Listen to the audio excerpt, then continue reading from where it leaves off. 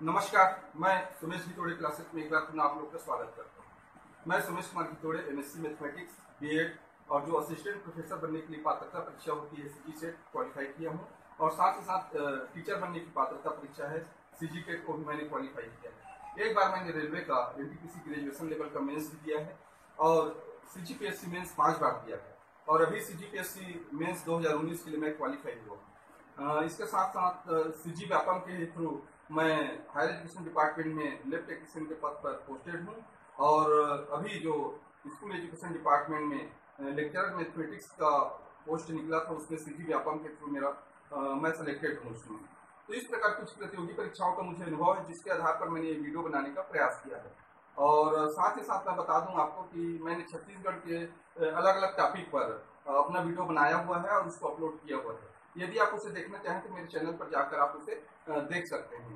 साथ ही साथ मैंने प्ले लिस्ट भी बनाया है, उसको भी आप देख सकते हैं और पसंद आए आपको तो उसे जरूर लाइक कीजिए, शेयर कीजिए और सब्सक्राइब करना ना भूलिए। और साथ ही साथ मुझे कमेंट करके अवश्य बताइए कि ये वीडियो आपको कैसा लगा। मेरा जो चैनल है पूरी तरह से जो प्रतियोगी परीक्षा है उस पर आधारित है और मैंने पूरा प्रयास किया है कि आपको कम समय में जो परीक्षा की दृष्टि से जो बिंदु बताए जाने हैं उसको मैंने बताने का प्रयास किया है। चलिए आज का जो वीडियो लेक्चर है उसमें हम देखते हैं कि जो आदिवासी विद्रोह है उस पर हम चर्चा कर रहे थे। तो उस आदिवासी विद्रोह के तहत आज हम चर्चा करेंगे 3 विद्रोह हैं, वो है आपके लिंगागिरी विद्रोह, कोई विद्रोह और मुड़िया विद्रोह। ये तीनों विद्रोह जो कि भैरम देव के शासन काल में हुआ था इस पर हम चर्चा करेंगे। मैं बता दूं कि सबसे पहले हम जानते हैं कि जो आदिवासी विद्रोह से संबंधित जो परीक्षा में अब तक जो प्रश्न आए हैं उसमें मैं बता दूं कि कहाँ कहाँ से प्रश्न आते हैं। सबसे पहले आपको विद्रोह का नाम पूछेगा, साथ ही साथ उसके बाद विद्रोह वो किस सत्र में हुआ उसको पूछेगा, किस शासक के काल में हुआ ये पूछेगा और उसके नेतृत्वकर्ता कौन थे ये भी पूछता है। साथ ही साथ उस विद्रोह का कारण पूछता है, उसका स्वरूप पूछता है और अंत में उसका परिणाम पूछता है कि उस विद्रोह का क्या परिणाम हुआ। तो इन सब बिंदुओं को ही लेकर मैंने पॉइंट वाइज ये वीडियो लेक्चर तैयार किया है और मैं आशा करता हूँ कि वीडियो निश्चित रूप से आपको एक अच्छा मार्गदर्शन देगा प्रतियोगी परीक्षाओं में सफल होने के लिए। चलिए आज हम देखते हैं कि हमने इसके पहले जो अन्य जनजाति विद्रोह है जैसे हल्बा विद्रोह है, भोपालपट्टनम का संघर्ष है, तारापीर विद्रोह है, आपका बरगढ़ का विद्रोह है, मेरिया विद्रोह है और आपका एक और परलकोट विद्रोह, ये सब विद्रोह के बारे में मैंने पहले से आपको बता दिया है। आज हम केवल 3 विद्रोह हैं, लिंगागिरी, कोई और मुड़िया विद्रोह के बारे में चर्चा करेंगे। चलिए एक एक पॉइंट के हिसाब से इसको चर्चा करते हैं कि ये परीक्षा की दृष्टि से कितने इंपॉर्टेंट है और एक कहानी के रूप में इसको मैंने बताने का प्रयास किया है। चलिए देखते हैं। सबसे पहला आता है आपका लिंगागिरी विद्रोह। लिंगागिरी विद्रोह को बस्तर का महान मुक्ति संग्राम कहा जाता है, याद रखेंगे। लिंगागिरी विद्रोह बस्तर का महान मुक्ति संग्राम। कारण यह है महान मुक्ति संग्राम कहने का, ये 1857 में जो क्रांति होती है भारत में स्वतंत्रता आंदोलन की, उससे पहले होता है, 1 साल पहले 1856 में बस्तर में एक क्रांति हो गई रहती है, इसलिए इसको बस्तर का महान मुक्ति संग्राम भी कहा जाता है।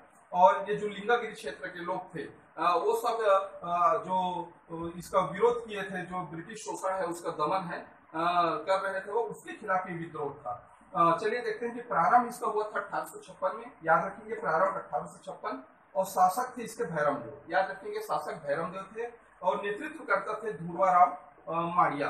ये बार बार परीक्षा में पूछता है, इसको याद रखेंगे। लिंगागिरी विद्रोह का नेतृत्वकर्ता कौन है? धुरवाराम माड़िया है। ये भोपालपट्टनम के जमींदारी क्षेत्र जो के अंतर्गत वो तालुकदार थे, याद रखेंगे। भोपालपट्टनम एक जमींदारी क्षेत्र था, उसके अंदर तालुकदार के पोस्ट पर ये कार्यरत थे धुरवाराम माड़िया। कारण देखते हैं कि यह ब्रिटिश शोषण और दमन के खिलाफ ये आंदोलन था। बस्तर वाले तो पहले से ये अपने मन में ये कहते थे कि हमारी संस्कृति के विरुद्ध है। वो बस्तर अंग्रेजों के, मराठों के, इनका जो प्रवेश हुआ तो उसके खिलाफ थे शुरू से, क्योंकि वो अपनी संस्कृति में अतिक्रमण कराना नहीं चाहते थे और किसी का हस्तक्षेप स्वीकार नहीं करते थे। इस कारण ये जितने भी ब्रिटिश गवर्नमेंट वहां आई, फिर मराठा आए, वो किसी न किसी प्रकार से उनके संस्कृति में हस्तक्षेप किए और उनका शोषण किए। यही सब इसके विद्रोह का प्रमुख कारण था। इस विद्रोह की शुरुआत होती है 3 मार्च 1856 को, याद रखेंगे। 3 मार्च 1856 को अंग्रेजों के विरुद्ध धुरवाराम माड़िया के नेतृत्व में एक शांतिपूर्वक आंदोलन होता है, लेकिन वो हिंसक रूप में बदल जाता है बाद में। और फिर ब्रिटिश चूंकि ज्यादा पावरफुल रहते हैं, शक्तिशाली रहते हैं, और इन जो आपके जनजाति हैं उनके पास जो पारंपरिक अस्त्र शस्त्र थे जिनके कारण वो उनका मुकाबला नहीं कर पाते।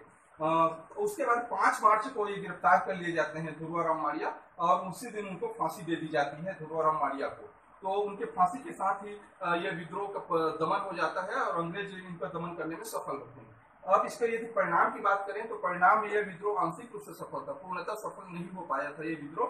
और क्योंकि जो ब्रिटिश गवर्नमेंट थी वो ज्यादा पावरफुल थी, लेकिन एक प्रकार से ये अपने क्षेत्र का, अपने अधिकार के लिए एक जागरूक होकर एक आंदोलन किए, यही बहुत बड़ी बात थी जनजातियों के लिए। इससे पता चलता है कि उनमें एक संगठन था।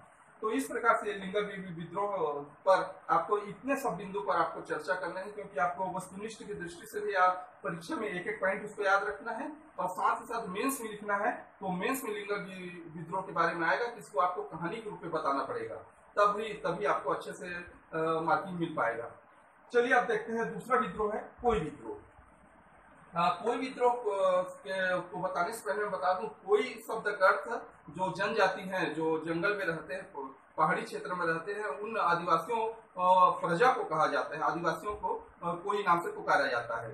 तो ये उनका विद्रोह था, और इस विद्रोह की खासियत यह थी कि अपने आप में एक अलग प्रकार की विद्रोह था। ये पर्यावरण के प्रति विद्रोह था। जो बस्तर को सालवनों का द्वीप कहा जाता है, तो उस सालवनों के द्वीप में जो ब्रिटिश लोग गए तो उन्होंने सालवन की कटाई प्रारंभ कर दी। तो उनको ये अच्छा नहीं लगा जो कोई वहां जनजाति निवास कर रही थी उनको, क्योंकि वो इसको अपने जो संस्कृति है या अपना वन है उसका नष्ट होना उसको नहीं देख पा रहे थे वो। इसलिए उन्होंने ये विद्रोह प्रारंभ किया साल वृक्ष को बचाने के लिए। ऐसा ये पहला विद्रोह है विश्व का जो कि इस प्रकार का जो किसी वृक्ष को काटने के लिए किया गया हो। तो यह कहीं न कहीं जो चिपको आंदोलन हुआ था भारत में उससे कहीं न कहीं समानता रखता है। ये जो विद्रोह हुआ था वो 1859 में हुआ था, याद रखेंगे 1859 सत्र को आपको याद रखना है। शासक थे भैरमदेव, इसके भी शासक भैरमदेव थे, और नेतृत्वकर्ता नांगुर दोला है। याद रखेंगे नांगुर दोला बार बार परीक्षा पूछा जाता है। ये खोते कला के जमींदार थे, याद रखेंगे खोते कला के जमींदार थे नांगुर दोला। और इन्होंने 2 और जमींदारी क्षेत्र थे, भोपालपट्टनम और भेज्जी, इन दोनों की जमींदार थे, उनका भी सहयोग लिया था।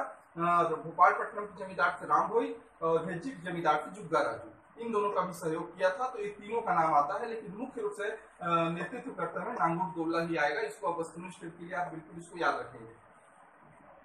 कारण था साल वृक्ष की कटाई, जो साल वृक्ष है उसको काटा जाता था, इसके विरुद्ध में यह कटाई प्रारंभ हुआ।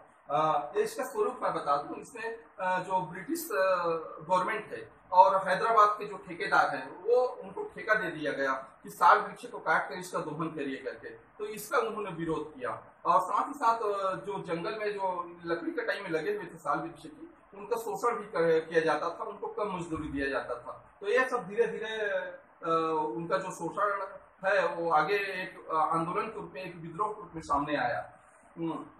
अब इन्होंने जो विद्रोही है उन्होंने नांगुर दोला के नेतृत्व में ब्रिटिश और हैदराबाद ठेकेदार के विरुद्ध आक्रमण कर दिया, और जो जंगल में आते थे ठेकेदार रहते थे उनके ऊपर सीधा हिंसक प्रहार करने लगे और उनको मारने लगे। और जब भी ऐसा होता था तो सीधा सीधा उनका एक नारा था कि एक साल वृक्ष के बदले एक सर, मतलब यदि कोई एक साल वृक्ष का काट रहा है तो उसका एक सर काट दो, उस अंग्रेज अधिकारी का या उस ठेकेदार का। तो ऐसा करके बहुत ही हिंसक आंदोलन था जिसमें बहुत लोग मारे गए थे। अब यहाँ पर एक ग्लासफोर्ड थे, वहां पर ब्रिटिश अधिकारी, इन्होंने इसका दमन किया या समझौता कराया। उन्होंने जाके कोई विद्रोही से मुलाकात की, क्योंकि डर गए थे, बहुत भय व्याप्त था ब्रिटिश सेना में कि ये बहुत बड़ा आंदोलन हो गया, इसमें उनके बहुत सैनिक मारे गए थे। तो उन्होंने समझौते के लिए ग्लासफोर्ड को भेजा, और उन्होंने परिस्थिति को देखा कि अब कोई विद्रोह बहुत आगे बढ़ रहा है, उनकी समस्याओं को सुनी कि नहीं ये ठीक कह रहे हैं कि पर्यावरण के प्रति जो ये बात कर रहे हैं वो ठीक है, हम जंगल को नहीं काटेंगे। फिर एक समझौता होता है इनके बीच, कोई विद्रोहियों और ग्लासफोर्ड के बीच, कि चलिए हम आपकी कहना मान लेते हैं, अब जो साल वृक्ष की कटाई है बंद करेंगे, साथ ही साथ जो बेगारी प्रथा या शोषण है उसको भी खत्म करेंगे, जो ये ठेकेदार हैं इनको सब वापस भेज दिया गया वहां से, तो ये अपनी तरह का पहला ऐसा मामला था अभी तक जितने आंदोलन हुए थे जिसमें सीधे सीधे अंग्रेजों को ब्रिटिश सेना को हार का सामना करना पड़ा। वो स्वयं अपनी हार स्वीकार किए और इनके सामने झुके और ये समझौता हुआ। तो ये इतिहास का, बस्तर के इतिहास का ये पहला विद्रोह था। इसको भी याद रखिए, कोई विद्रोह है जिसमें अंग्रेजों की डायरेक्ट हार हुई थी और उनको समझौता करना पड़ा था विद्रोहियों से। इसका परिणाम देखते हैं कि ये परिणाम है पूर्णतः सफल हुआ था। इसको याद रखेंगे, परिणाम पूर्णतः सफल है कोई विद्रोह का। इसके बाद हम देखते हैं मुड़िया विद्रोह। मुड़िया विद्रोह भी बहुत इंपॉर्टेंट विद्रोह है। ये मुड़िया जनजाति के जितने भी उनके उस क्षेत्र के थे, बस्तर एरिया के, पूरा बस्तर एरिया में फैला हुआ था, बहुत दूर तक गए थे। 1876 में ये प्रारंभ होता है। याद रखेंगे मुड़िया विद्रोह का प्रारंभ 1876 में। और इस शासक इस समय भी भैरमदेव थे। याद रखेंगे भैरमदेव, और नेतृत्व करने वाले झाड़ा सिरहा थे। ये कई बार पूछा गया है प्रश्न, झाड़ा सिरहा इसके नेतृत्व करता थे मुड़िया आंदोलन के। इसका तत्कालिक कारण बता दूं मैं। तत्कारण में अंग्रेजों की तानाशाही थी और उस समय जो दीवार थी गोपीनाथ का पर्दार, उसकी नियुक्ति करना था। साथ ही साथ इसके यदि हिस्ट्री के बारे में बताऊं कि मुड़िया विद्रोह वास्तव में प्रारंभ कैसा होता है, तो मुड़िया विद्रोह प्रारंभ होने के पहले बहुत लंबी कहानी है। इसमें जो भैरम जो शासक थे उनके जो पर्सनली जीवन पे ये लोग अटैक करना, हस्तक्षेप करना प्रारंभ कर दिए ब्रिटिश गवर्नमेंट को।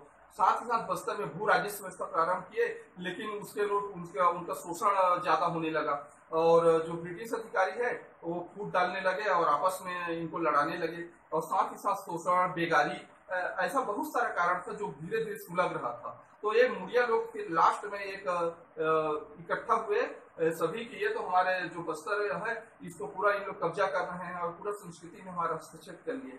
इस कारण ये विद्रोह प्रारंभ होता है। और तत्कालिक कारण ये गोपीनाथ का पर्दार, ये बहुत दुष्ट प्रवृत्ति का ये दीवान था और बिल्कुल वो तानाशाही रवैया था और इसका आतंक था बिल्कुल वहां। तो इसकी नियुक्ति हुई तो उन्होंने प्रजा पर बहुत शोषण किए, अत्याचार किए, जिसके कारण ये आंदोलन बहुत ज्यादा उत्तेजित हो उठा। इसलिए इसको तत्कालिक कारण माना जाता है गोपीनाथ का पर्दार दीवान की नियुक्ति को। इसमें हम बताते हैं कि इसका जो प्रतीक चिन्ह के रूप में इसमें भी आम वृक्ष के टहनी का लोग प्रयोग करते थे। एक दूसरे तक आम के वृक्ष की टहनी भेजते थे, तो ये क्रांतिकारी तक उनका संदेश था।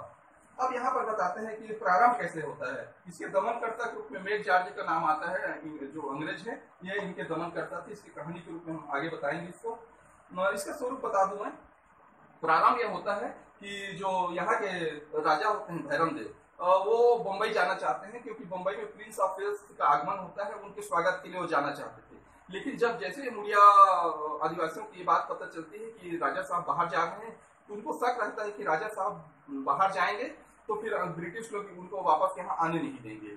साथ ही साथ उनके जाने के बाद गोपीनाथ का पर्दार हम पर बहुत ज्यादा और अत्याचार करेगा, तो ये तो वो पूरा भयभीत हो गए थे, डर गए थे, जिसके कारण उन्होंने आरापुर नामक स्थान पर वो गए और प्रिंस ऑफ वेल्स में से जाने के लिए राजा साहब भैरमदेव को रोके कि आप मत जाइए, तो पूरी कहानी को बताए। लेकिन वो गोपीनाथ का पर्दार को जब ये बात मालूम हुई तो उन्होंने सीधे सीधे इन लोगों पर लाठीचार्ज करवाया, मारपीट करवाया, अत्याचार करवाया और फिर उनको सब विद्रोहियों को भगा दिया। अब इसके बाद सब विद्रोही इकट्ठा होते हैं फिर आरापुर में। ये आरापुर में यहाँ से एक बनता है उनका संगठन बनता है कि रूपरेखा बनती है कि हम गोपीनाथ का पर्दार का मुकाबला कैसा करें। तो फिर ये सब मिलकर जाके पूरा भगा देते हैं उसको। अंग्रेज जो गोपीनाथ का पर्दार है, राजा के सैनिक है, ब्रिटिश सेना है, उनको भगा देते हैं और गोपीनाथ का पर्दार भग जाता है वहां से डर के मारे। तो इस प्रकार से फिर आगे उनका एक आंदोलन होता है 2 मार्च 1876 को। ये डेट बिल्कुल आप याद रखेंगे।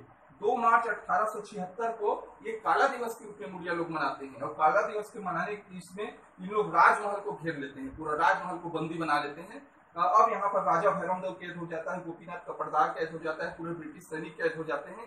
अब उन लोग समस्या हो जाती है वो, क्योंकि उस समय संचार का साधन नहीं है था।